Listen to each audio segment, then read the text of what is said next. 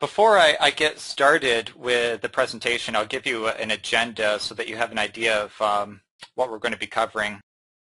As far as an agenda is concerned, I'd like to take a few minutes to explain what we're going to be covering over the next 50 or 60 minutes. The first item to cover is the purpose of the webinar. What is event-based simulation? Who uses it and why do they use it? There are multiple solutions for folks who need to work in a collaborative environment between the mechanical and the electrical and control teams. And I'd like to discuss those briefly. Then we can jump into some examples of assemblies that I'll set up from scratch in assemblies that are already finished. Many of the assemblies are already completed for a couple of reasons. First, because we only have 60 minutes, and secondly, there is at least one assembly that I'm going to show that takes several minutes to solve. Many of you listening in spend most of your time in the mechanical square on this slide. You're the guy who's spending the time on the CAD system, coming up with the design for the machine, and more than likely you're over-designing your machine so that it's going to work. Now, unfortunately, most of you know that with the cost of material nowadays, you're probably finding that you can't do that so freely anymore. And eventually, you're going to have to communicate that design to the electrical engineer. And many times the electrical engineer is the guy who's going to estimate the forces required to size drive systems and motors by hand.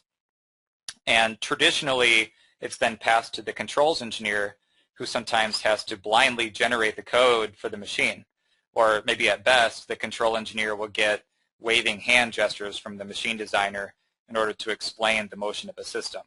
Now, you might have something that's more sophisticated than that, but it's something that I've seen quite a lot of. There's a lot of questions that the machine designer has to answer, like, for example, what's the throughput of the system? Or, in other words, what's the cycle time of your assembly?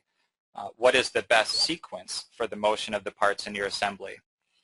Will those components collide with each other? These are the types of questions that will be covered in the live demonstration today. Other types of questions machine designers face can be analyzed using solution partners that work with Solidworks too. But before I talk about those on another slide, I think what I'd like to do is take another poll question. Okay, with this poll question, I'd like to know which of these items are important to you when relating to virtual prototypes. And I can walk you through these so you know exactly what I'm asking. You can check as many boxes as you'd like. This isn't just one where you need to choose one. Starting with, is visualizing or simulating the machine, being able to see it, important to you when it comes to virtual prototypes? Or calculating the force or torque loads for stress analysis of those components in your assembly. Evaluating or comparing different designs. If you were to create another design, if you make any modifications, is it important to you to optimize your designs by comparing the two using simulation inside of SolidWorks? Motion profile, trajectory. I guess in other words, are your components going to collide with each other? Is that something that you find is important to you during the design inside of SolidWorks? And let's see. And of course, calculating machine cycle time for each of the tasks that we're going to be walking through in the motion manager. And I can show this one too. I'm going to close that one out.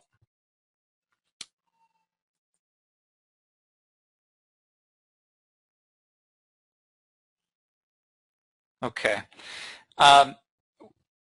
Another question that I want to cover is what are the solutions that SolidWorks has for your assemblies? First, we have event-based simulation, which it is a new enhancement to SolidWorks 2010. It is available to if you have let's see. if you have Simulation Professional, then you already have access to event-based simulation. There's some other products that come with Simulation Professional, but this is the one that we're focusing on for today. Again, this is the focus of the webinar today. So if there are other solutions that are available, and these products have additional capabilities that go beyond event-based simulation. And I'll mention them briefly here on this slide. For example, Mechatronics, they are a solution partner with Solidworks, and they have two solutions which may seem very familiar to you. For example, National Instruments, they have a software called LabVIEW. Rockwell Automation has a software called Kinetics Motion Analyzer. And both of these products, they have similar capabilities. Again, these are very familiar companies. They're global, they're billion-dollar companies, and they're known throughout the machine design industry. I know, for example, National Instruments, they've been around for over 30 years. Now, these softwares are going to help you to answer questions like, what type of motor are you going to use in your assembly? What size motor should you be using? Should you use a belt drive? Is there too much friction, too much torsion? The best location for a limit switch or proximity sensor? Or is the whole system stiff enough? Is there too much vibration?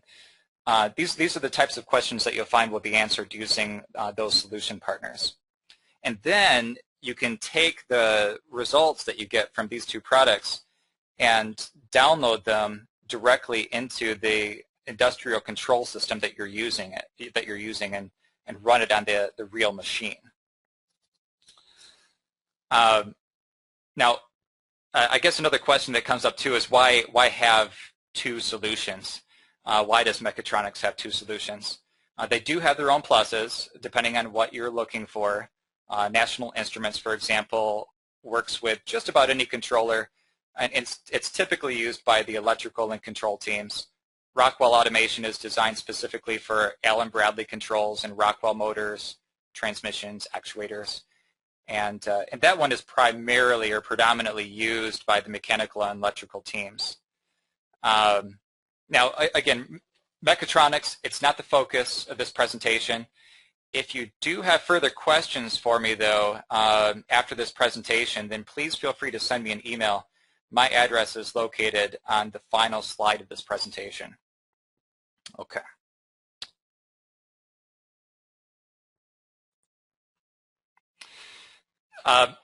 As far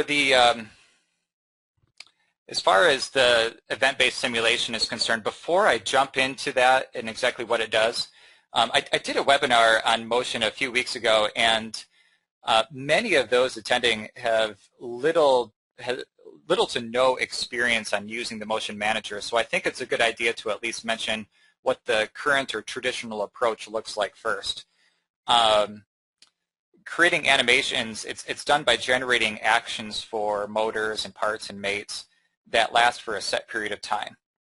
Now, the start and end time is adjusted using keyframes, and those keyframes, they have made creation of motion studies much easier than it has been way back in the past, but it can still be very time-consuming because when it comes time to make adjustments to your animations, you need to manually move these keyframes around. You can almost imagine that if you have to move a keyframe at the beginning of your animation, it creates this domino effect where you have to make several modifications, and it can be very time-consuming. So here we have my next slide where I can show you what event-based simulation is going to do for you when it comes to when you compare it to, I guess, the traditional way of doing things.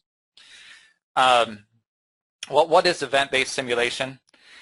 Unlike the traditional approach to creating AVIs with that keyframe-based approach, the Motion Manager in event-based simulation it's based on a set of tasks.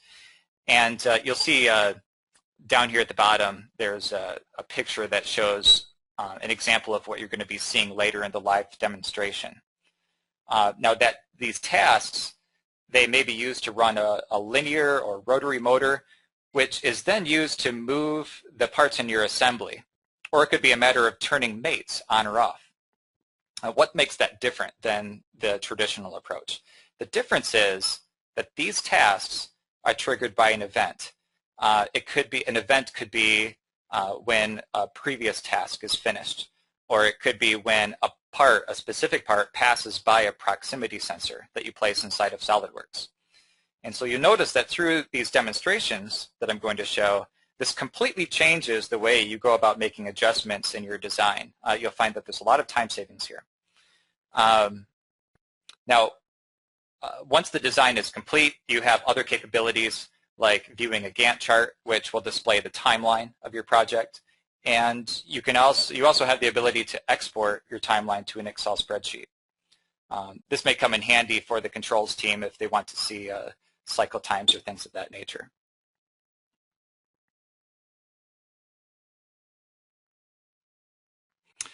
Well, this is what a lot of you have wanted to see, which is a live demonstration of using event-based simulation inside of Solidworks. I'm going to pull up, most of these are going to be finished, and I'm going to play through them and explain exactly how they work. There's a few differences, key differences between each of these. And at least one of them I'll do from scratch, and some of you have seen it before. In fact, if you saw my previous webinar, you may have noticed that one of the tasks that I put in there didn't work. So I'll make sure that it works this time as I walk through it. And if you do have questions as I walk through these demonstrations, I'll do my best to take a look at them. And if I don't get to them during the live demonstration, I'll make sure that I cover them at the end of the presentation, or you can also, of course, send me an email if you'd like to ask me something specific later. Also, I'd like to note that as I go through these demonstrations, we are using bandwidth, and so the playback of some of these might look just a little bit choppy on your screen. Keep in mind that I am recording this, and as long as the recording works, then you should be able to view this later without having to use the bandwidth across the internet. All right, let's jump into Solidworks. Actually, let me take a look at my search screen here. Okay. The first assembly that I'd like to pull up is a fairly simplistic looking one. It's not the least complex by any means, though, of the assemblies that I'm going to show. Now, some of these I'm pulling up almost for the first time, so I'm going to do my best to walk you through them as far as how the interface works. And what I may do too is, if my pixel rate is set just a little bit too high, then I can reduce that too as we're walking through this presentation, just in case we're having a hard time viewing some of these animations.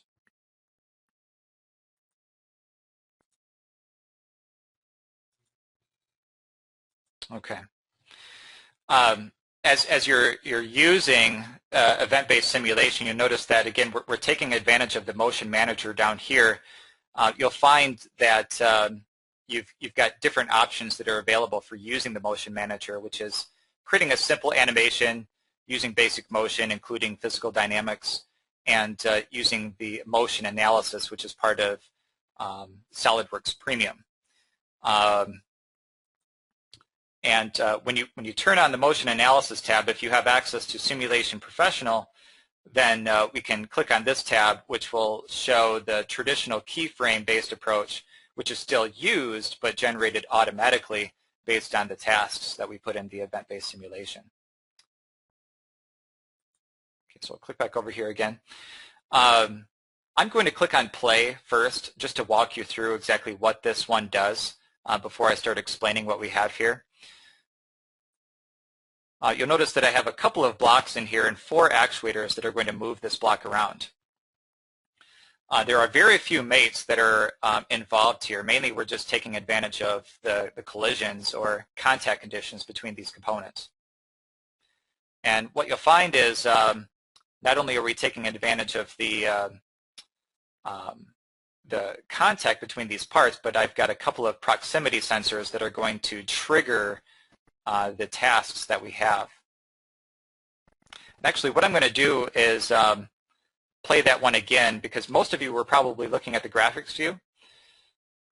When I play it this next time, watch down here on these tasks, because what I want you to see is that none of the order of these tasks does not have to be specific. You'll notice that as I play, you'll see green bars show up around these tasks, and there's really no particular order except that they're triggered by certain events.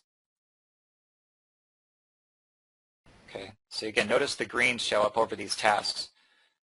Some of the tasks are going to be used more than once, depending on maybe a proximity sensor or, again, maybe a previous task that had happened.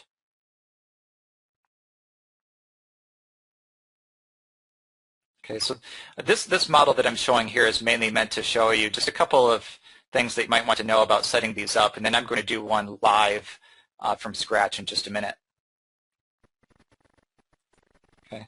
Now, before I do one live, I'll just mention to you a couple of things here. That in this assembly, you'll notice that I'm first of all using sensors, and maybe I'll pull up one of these sensors so you can see what it looks like. Sensors inside of your property manager will enable you to, first of all, tell the system that you want to create one, specify a face that you want to put it on. So here's this sensor, you can see it in red, and specify what parts that sensor is looking for, those two blocks, in this case the blue blocks. And then a distance, how far out do you want it to detect these components. Okay. Now the alert is not going to come into play as far as the event-based simulation is concerned. And then when those parts pass by that sensor, it's going to be used to trigger one of these tasks. And now I think it's best to walk through the one live so that you can see what that looks like. The other thing that I may mention too is these actuators. It's important to know that when you create, actually this is a motor, this could be a linear or rotary motor. If I edit one of these, you'll notice that it's not a typical motor that you may have created before using the animator. There's another option called Servo Motors. These servo motors are specifically used for event-based simulation. And you can apply a displacement value to those motors. It could be a velocity or it could be an acceleration. I've got multiple examples of these so I can show you exactly what it looks like in a few of these assemblies. And then, of course, I'll talk a little bit about collision detection too, or contact conditions.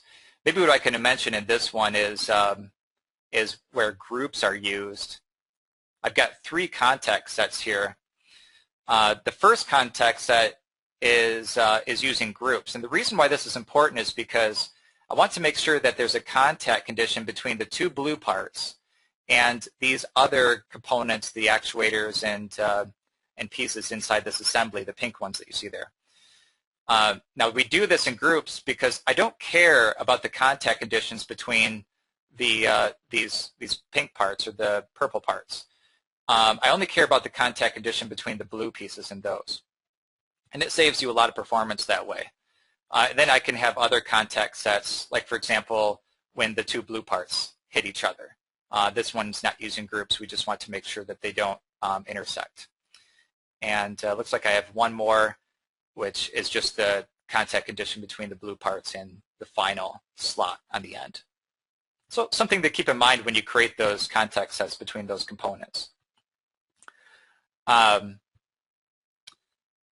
now, in case you're wondering too, this is where the Gantt chart comes into play. It shows you the timeline for each of these tasks that are created as we walk through the animation. I think that this is good enough as far as showing a little bit of the process. I think what I'd like to do is do one from scratch so that you can see how that's done.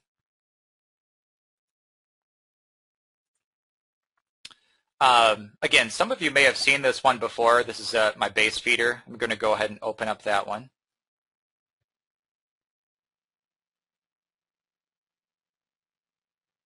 If you did see it before, you may not have seen it in detail either.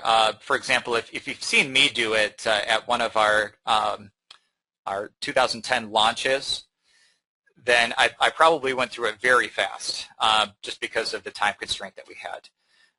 But this one, the way that it works is I have two actuators, and I have this vertical actuator that's going to lift up this base plate, transfer it over to the carousel, lower it down into this position here, and then I've got, and then there's this other actuator that's of course extending it out to the table, and then it's going to retract the lift back to its original position for the next piece.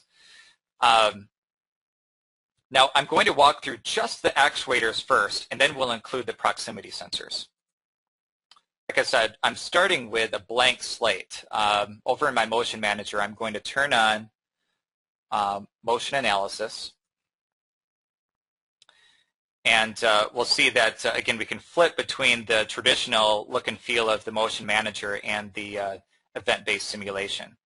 I've got no tasks in here yet. My first task is to lift this first actuator, and this will start at 0 seconds, and it's going to drive a motor, this lifter here.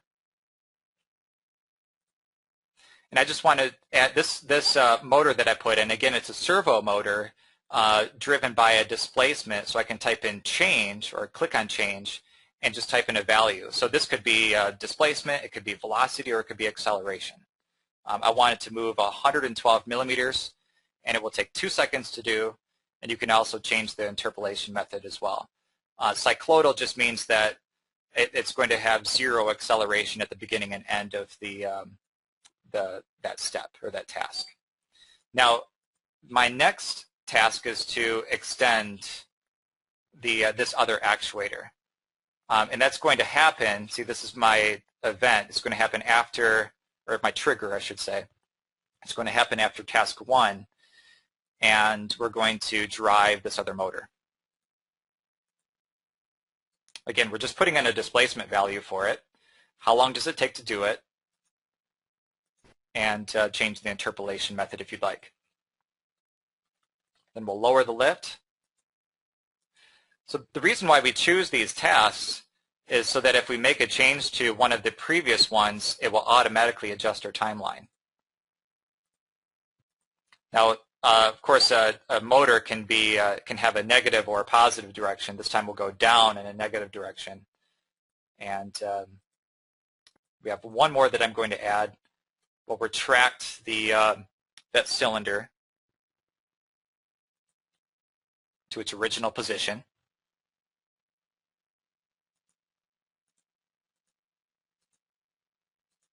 This one happens after task 3. Okay, so this will go in the negative direction.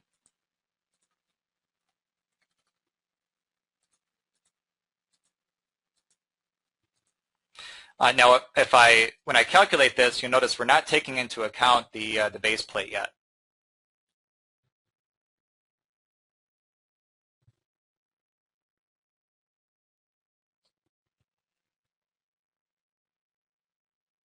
Okay. And again, some of you may have a hard time viewing this. It could be choppy on your end.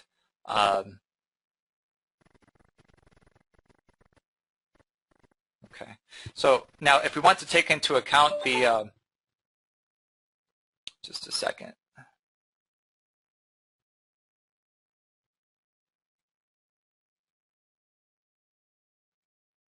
Okay.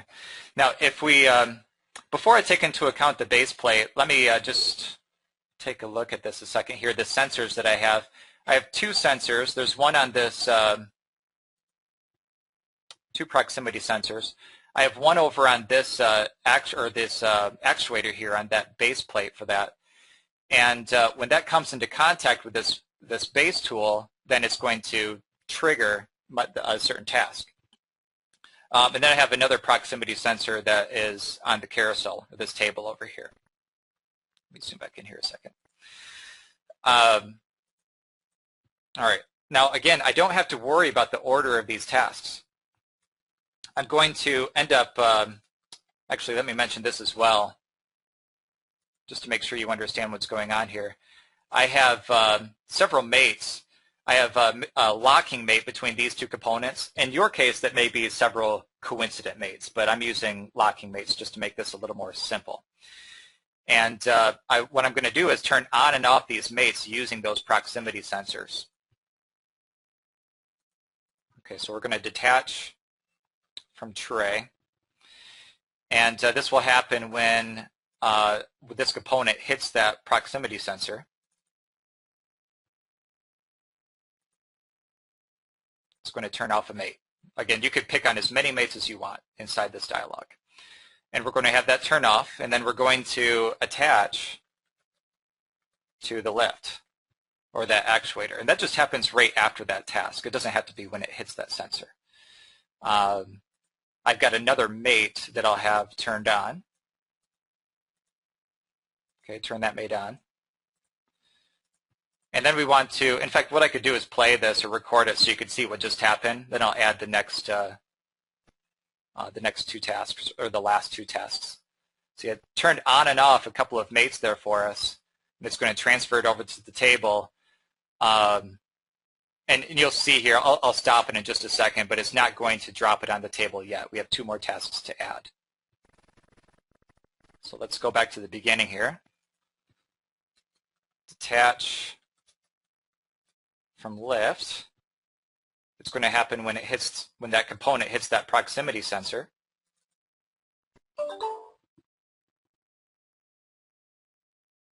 Just a second.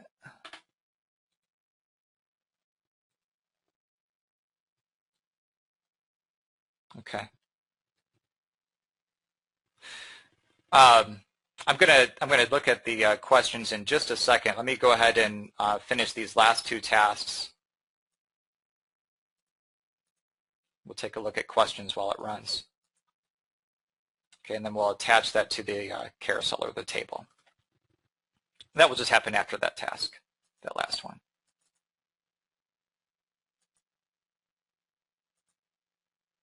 Okay, we have one last mate. Again, if you choose additional mates, then you don't have to use your control key. You can just go ahead and pick on as many mates as you'd like to add to that. Now I'm going to go ahead and calculate this. Let's take a look and see if there's any questions that I can answer.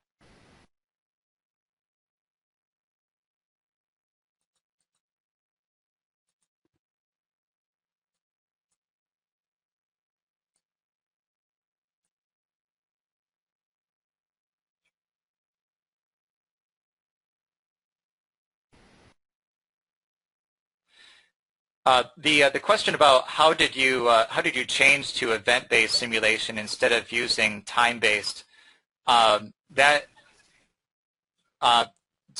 has to be that's done first of all by turning on simulation motion and Solidworks. Simulation motion and simulation professional. You need to have those two products turned on, and then you'll have the ability to click on that tab that you saw over there on the side. Let me move my thing here a second. This tab over here. That tab will not show up if you don't have access to Simulation Professional. How did you select the specific actuator? You may have seen that as I was walking through here. Once you've created the motor, in fact, what I may do is walk through the creation of a motor, but once you've created these, a servo motor inside of your motion manager based on displacement or velocity, then you'll be able to choose it from the action items over in the event-based simulation or over in this interface.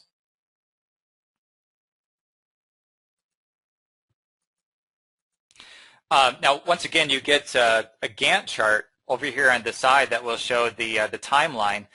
Now, where the time savings really come into play when you decide that you want to make modifications. For example, I may want to increase the speed of the actuator or decrease the amount of time it takes to extend this actuator, then retract it to its original position. Well, I can just simply change that time and then calculate it again, and I'll get an updated Gantt chart.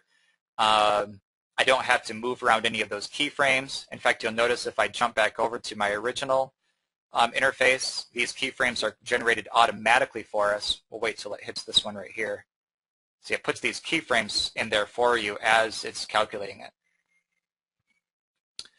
And when it's finished, I'll show you this as well. Let's go ahead and stop this. You have the ability to right-click right on that timeline and export it as an Excel spreadsheet. You know, it'll look basically exactly like what you see here, except in an Excel format.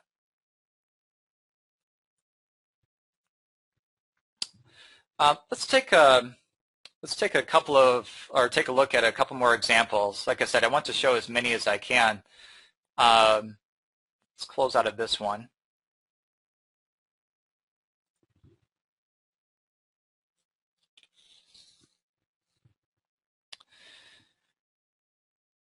Let's take a look at this box sorter, or it's a product sorter actually.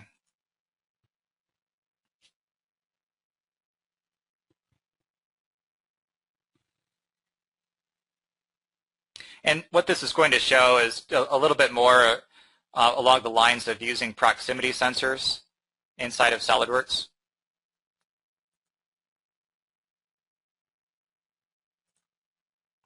Maybe what I can do is show you first of all, the proximity sensors and the motors that are being used inside of this assembly. It's still loading here. There we go. Proximity sensors. I've got quite a few of them here. There's what you'll find is you can use one model for more than one proximity sensor, and that's what I have in this case. Let's see if I can double-click on these. Okay, I have 3 proximity sensors that are used for the different size boxes. So we have small boxes, medium, and large, and those proximity sensors are just specifying certain components that it's looking for. So it doesn't matter the order of these parts; they can be moved all around. The sensor is just looking for each one in particular. So it's not necessarily measuring the size of the boxes. It's just looking for those ones in particular. There's one for medium boxes, and then there's one for large boxes. And I also have a sensor that's just simply used to stop the animation and wait for the box to slide into its position. And then there's these other sensors for large, small, and medium boxes. So when it passes over that one, it's going to start the simulation again. Okay. Now I'll go ahead and run this one so you can see what it looks like. Again,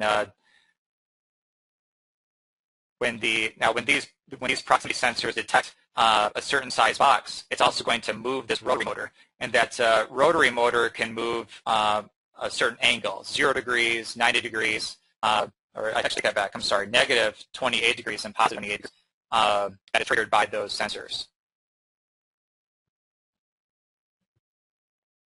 Okay. Let me take a look at my questions here.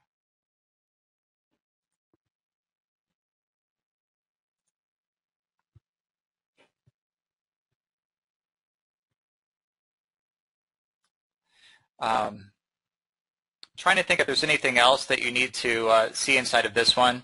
One of the main differences inside of this assembly is the fact that we've got some rotary motors in there too that are designating the angle of the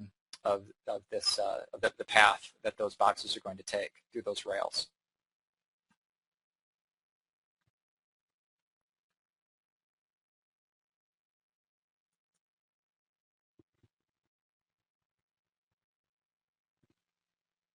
Let's take a look at another example.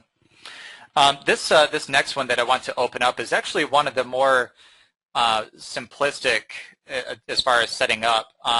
If you're interested in assemblies like especially robotics, this may be interesting to you. It's an excavator.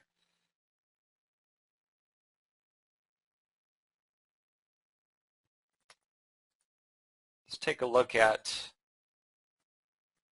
our motion manager down here.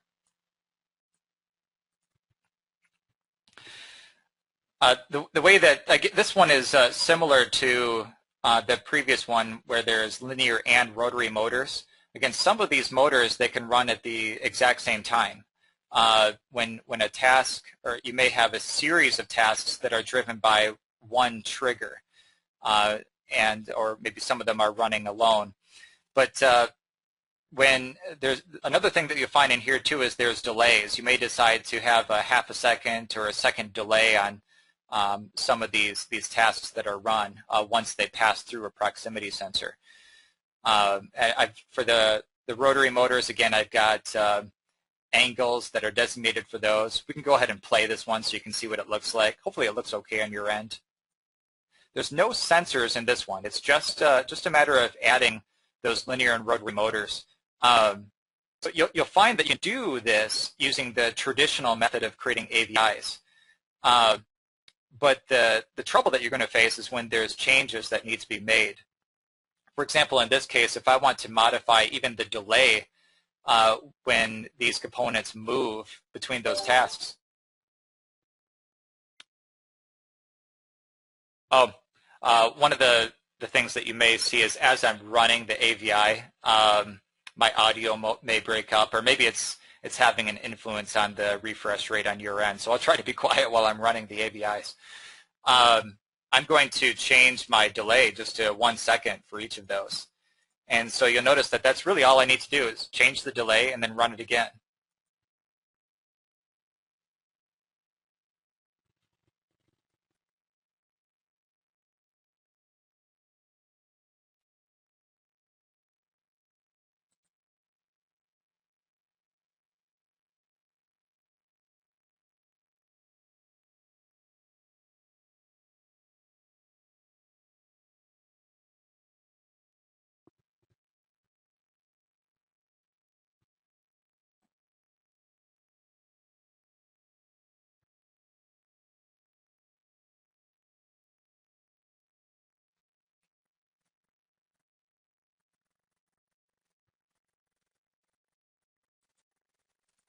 Okay, I decided that I wouldn't talk over the AVI because it sounds like I guess I may have been breaking up a little bit there.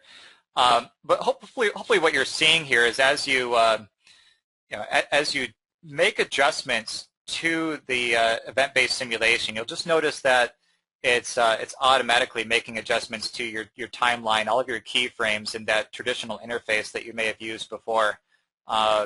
It's a huge time saver when it comes to making changes. One of the other aspects that I may bring up, in fact, let's see. I wonder if there's. I think I'll show a way of getting results in another assembly too, because one of the things I haven't shown you is the ability to get an understanding of what the velocity of those components are as well as you're moving these pieces. Maybe I can do that with this one. I'm going to go ahead and create a plot. I may be interested in displacement or velocity, maybe contact conditions between components.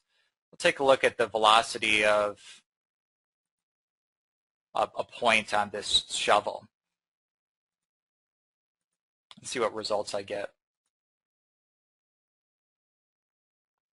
2 points. Oh, I'm sorry, velocity.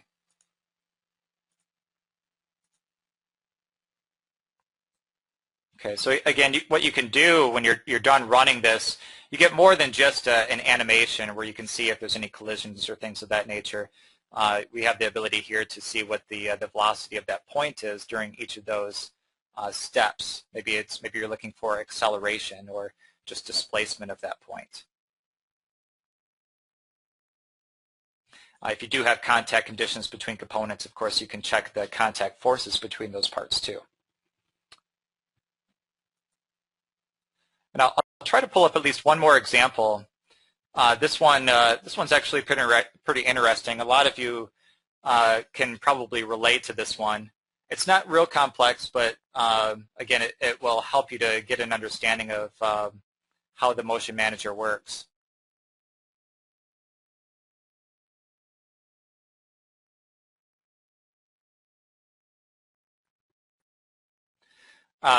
I'll briefly explain this one. I've got a mechanism, an arm that's going to be used to, it's going to translate over to these objects, lift them up, and then translate them to this rotor.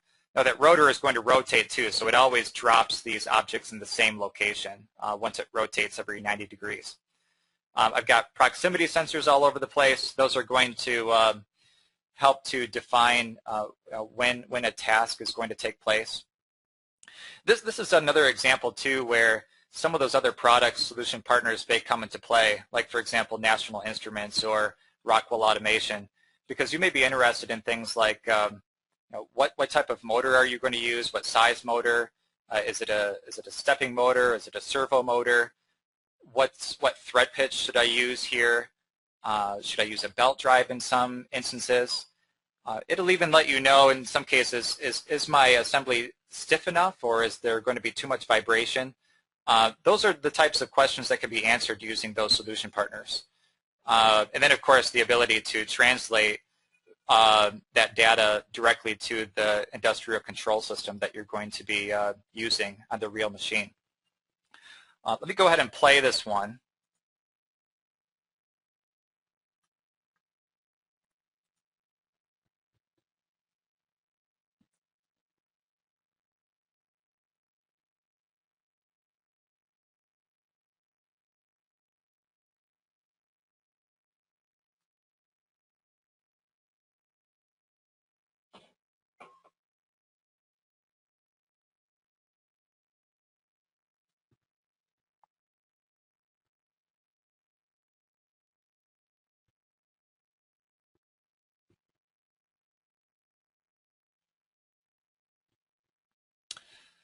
Okay, now as that one was playing, a couple of things that I want to point out in this assembly is when the arm comes over here to pick up those objects, it's just using the contact conditions between the components. So, and I think it was the which assembly was that base feeder where I was turning on and off mates. This one didn't require you to turn on and off mates. It was just a matter of having those contact conditions already set up between those components so that when it did come into contact with those pieces, it would lift it up. And it does take into account the friction that you apply between those components too, because you are using the simulation motion package with SolidWorks that does include other capabilities when it comes to setting up those contacts. Let me think if there's anything else that I wanted to mention inside of this one.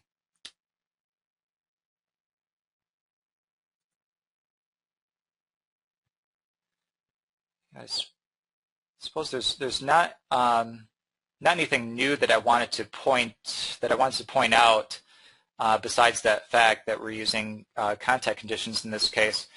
What I may do is I'm going to pull up another fun model before I go to questions.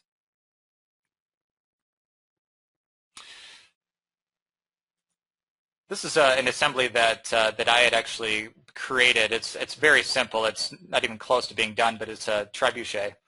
And the reason why I bring it up is because just to show you, it really doesn't take a whole lot of work to set these up. In this case, when I run this trebuchet, a lot of times if I make changes to it, I need some way to release the sack that's going to be thrown or whatever is in that sack. And I can do that using just a simple proximity sensor that I have up here. So when my arm passes by that sensor, I don't need to tell it when to let it go. It's just going to know as soon as it hits that. In fact, I can double click on this so you can see it. Again, there's a sensor that's just, I just made sure that the distance is long enough so that when this passes in front of it, it notices it. Let me go ahead and play this one. Actually, I wonder if I set it up yet. No, I haven't put anything in there yet. You'll notice that when I calculate this, it's not going to release the sack.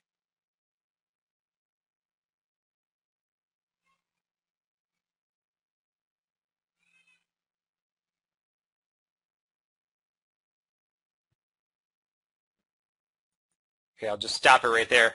It doesn't release it yet, but once I place in one task, which is to release the object, all it is just a matter of setting up one trigger. When that proximity sensor has detected that arm, I want it to suppress some mates. See, I just called them all SAC. They're coincident concentric mates. So I can do it all in one task. I don't have to do it in multiple. Turn off all those mates, and you'll notice when I calculate this again, I'll zoom out a little bit here.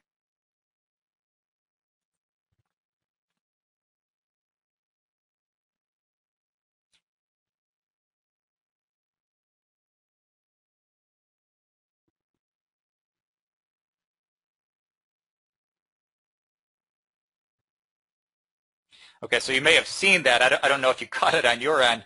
Again, as soon as it hit that sensor, it was able to suppress all the mates on that object that it needed to release. So I thought I'd bring that one up just to show a very simple example. It doesn't take a lot to set these up.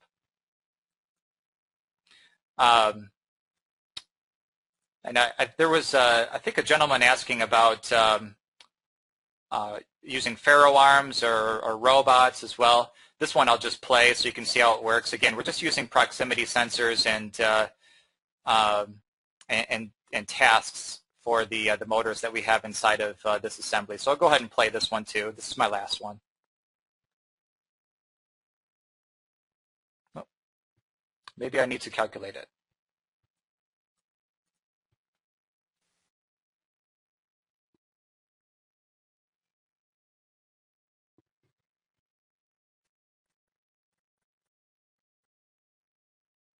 Okay. So a little bit of the same there, but just another example of when a part runs into a proximity sensor, which happens to be right here, it knows to stop this particular task, and when to start other ones with the other robot, and so on and so forth. I showed as many models as I could. I hope that these demonstrations were useful to you. What I'm going to do is I'll pull up at least one more poll here.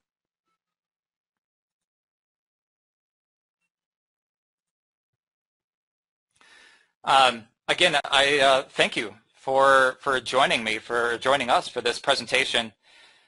If you would like to know more about any of the topics covered today, then please feel free to send me an email to this address or go to our website at www.dasi-solutions.com. I'm going to keep this webinar up. If you'd like to ask questions using the webinar interface, I'm just going to stop the recording for right now, but I'll still stay online for those of you who have questions. So thank you again, and enjoy the rest of your day.